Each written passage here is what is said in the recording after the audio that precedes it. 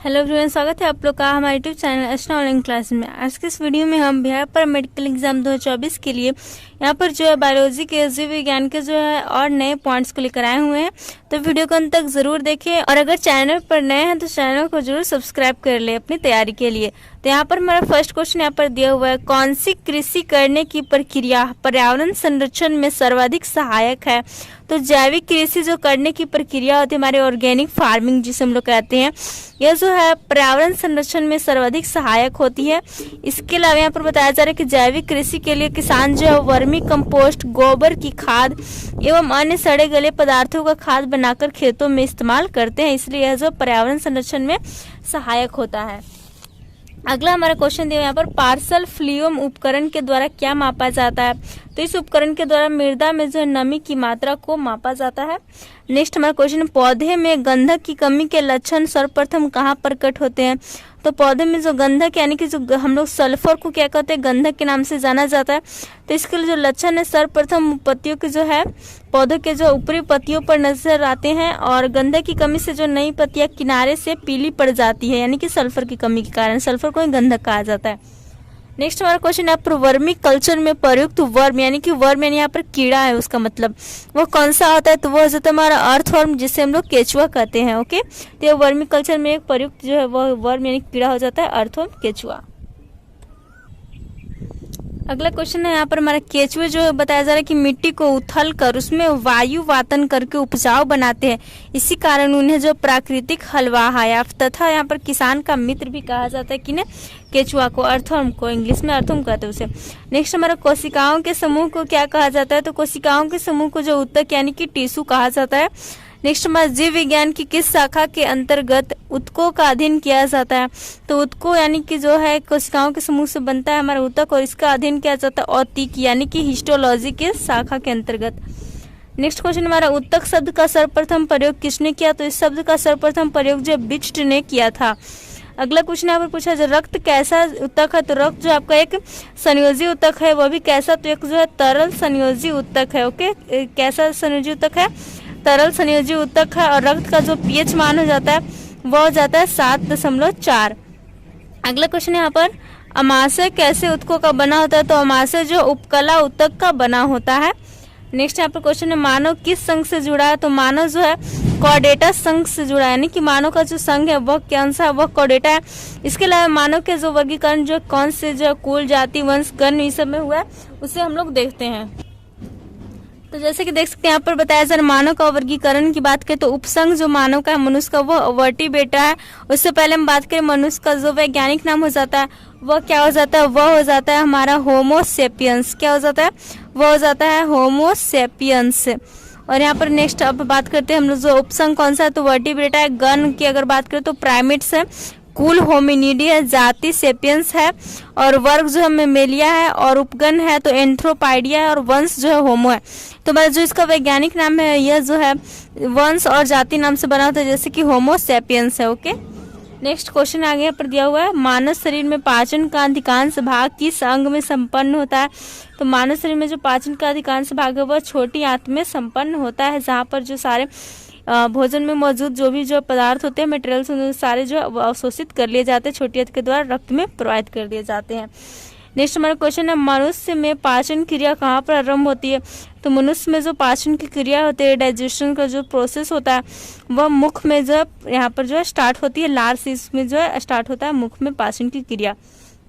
अगला क्वेश्चन हमारा, अधिकतम पोषक तत्व रक्त में कहाँ से अवशोषित किए जाते हैं? तो अभी हमने बताया कि अधिकतम जो पोषक तत्व होते हैं रक्त में छोटी आंत से अवशोषित किए जाते हैं, और फिर जो अपशिष्ट पदार्थ होता है उसे बड़ी आंत में जो ट्रांसफर कर दिया जाता है।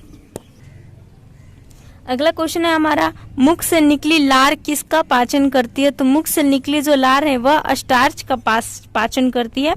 और आगे बताया जा रहा है कि मानव मुख में उपस्थित कौन सा एंजाइम जो मंड यानी कि शर्करा को माल्टोज शर्करा में बदलता है? तो यह जो टाइलिन होता है जो कि शर्करा को जो है माल्टोज में बदलता है। अगला क्वेश्चन हमारा, लार में उपस्थित माल्टेज एंजाइम जो वह माल्टोज को किस में विघटित करता है?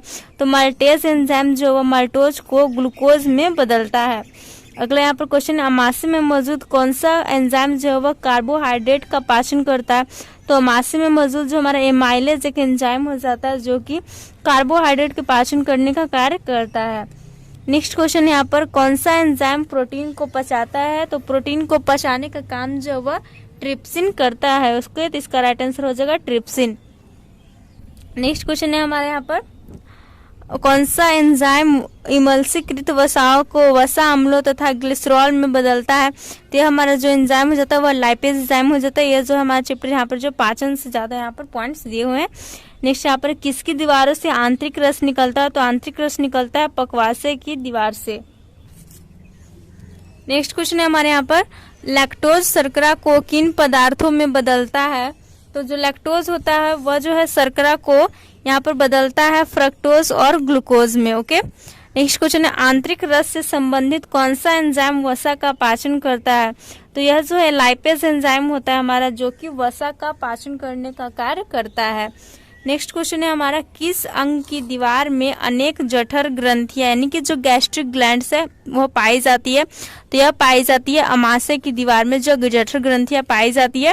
और यहाँ पर क्वेश्चन दिया होता है कि कौन सा एंजाइम जो प्रोटीन के अनपच्य भाग को अमीनो अम्ल में परिवर्तित कर देता है। तो यह इरेप्सिन एंजाइम। अगला क्वेश्चन यहाँ पर, दूध प्रोटीन को पचाने वाला एंजाइम कौन सा होता है। तो दूध प्रोटीन को पचाने वाला जो एंजाइम होता है वह हो जाता है रेनिन। नेक्स्ट क्वेश्चन हमारा, दूध को पचाने के लिए आवश्यक एंजाइम रेनिन और लैक्टोज मानव शरीर में कितने वर्ष की आयु में लुप्त हो जाते हैं। तो जो दूध को पचाने के लिए जो एंजाइम हो जाता है रेनिन और लैक्टोज, यह जो है 8 वर्ष की आयु में जो है मनुष्य में लुप्त हो जाते हैं। नेक्स्ट यहाँ पर जो पॉइंट दिया हुआ एक्स्ट्रा में कि जो माँ का दूध है बच्चों के लिए संपूर्ण आहार होता है। बच्चों में दूध को पचाने तो आवश्यक जो रेनिन होता है एंजाइम और लैक्टोज नामक हार्मोनों का स्रावन होता है। यहाँ पर रेनिन एवं लैक्टोज दोनों एंजाइम मानव शरीर में 8 वर्ष की आयु तक जो लुप्त हो जाते हैं। रेनिन नामक एंजाइम दूध में मौजूद जो है कासिनोजिन को कैसिन में तथा छोटी आंत से स्रावित होने वाला जो एंजाइम लैक्टोज है यह शरीर के कार्बोहाइड्रेट को ग्लूकोज और गैलेक्टोज में परिवर्तित कर देते हैं। तो यहाँ पर बताया जा रहा है कि कैसे जो एंजाइम है वह इसका जो परिवर्तन होता है छोटी आंत से स्रावित होने वाला एंजाइम लैक्टोज से कार्बोहाइड्रेट जो है वह ग्लूकोज और गैलेक्टोज में बदल जाता है। नेक्स्ट क्वेश्चन है हमारा, हमारे शरीर का अधिकतम भार किससे बना है। तो हमारे शरीर का जो अधिकतम भार है वह जल से बना है। यहाँ पर बताया जा रहा है कि हमारे शरीर के भार का लगभग 70% जो है वह जल का होता है। नेक्स्ट क्वेश्चन हमारा, प्रकृति में ज्ञात सभी एंजाइम क्या है। तो जो सभी एंजाइम होते हैं वो क्या होते हैं, प्रोटीन होते हैं। नेक्स्ट यहाँ पर क्वेश्चन है, शरीर के किस भाग में पित्त का निर्माण होता है। तो शरीर का जो यकृत में पित्त का निर्माण होता है। नेक्स्ट यहाँ पर बताया जाए पूछा जाए पित्त कहाँ जमा होता है। तो पित्त जो है पित्ताशय में जमा होता है। अगला क्वेश्चन है, पचे हुए भोजन में मौजूद विषैले पदार्थ का कौन सा अंग चूषण करता है।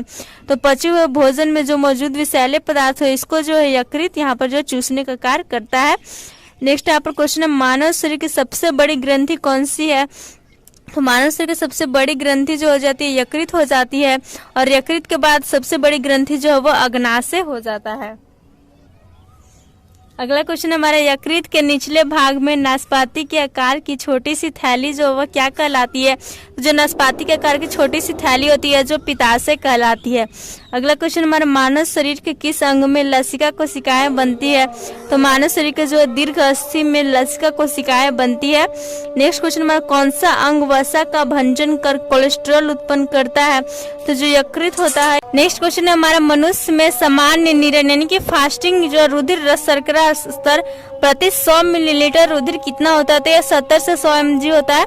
अगला क्वेश्चन है, किस अंग को आरबीसी का यानी कि रेड ब्लड सेल्स का कब्रिस्तान कहा जाता है। तो यह प्लीहा को कहा जाता है जिसे इंग्लिश में हम लोग जो है स्प्लीन के नाम से जानते हैं। नेक्स्ट हमारा, दिल का दौरा किस कारण से होता है। तो दिल का दौरा जो हृदय में रक्त आपूर्ति की कमी से हो जाता है। हृदय में रक्त आपूर्ति कमी से हो जाए दिल का दौरा होता है। अगला क्वेश्चन है, मानव शरीर में रक्तचाप किससे नियंत्रित होता है। तो मानव शरीर में जो रक्तचाप ब्लड प्रेशर है यह थाइमस से नियंत्रित होता है। नेक्स्ट क्वेश्चन हमारा, धमनियों का कठोर हो जाना किसका सूचक है। तो धमनियों का जो कठोर हो जाना यह कोलेस्ट्रॉल के असामान्य स्तर का सूचक है। नेक्स्ट क्वेश्चन हमारा, मानव रुधिर में कोलेस्ट्रॉल का सामान्य स्तर कितना होता है। तो कोलेस्ट्रॉल का सामान्य स्तर मानव रक्त में जो 140 से 200 mg पर जो है 100 सेंटीमीटर क्यूब होता है। नेक्स्ट और लास्ट क्वेश्चन हमारा, मानव हृदय में कक्षों की कितनी संख्या होती है? तो मानव हृदय में कक्षों की या फिर वेस्म की या फिर जो चैम्बर की संख्या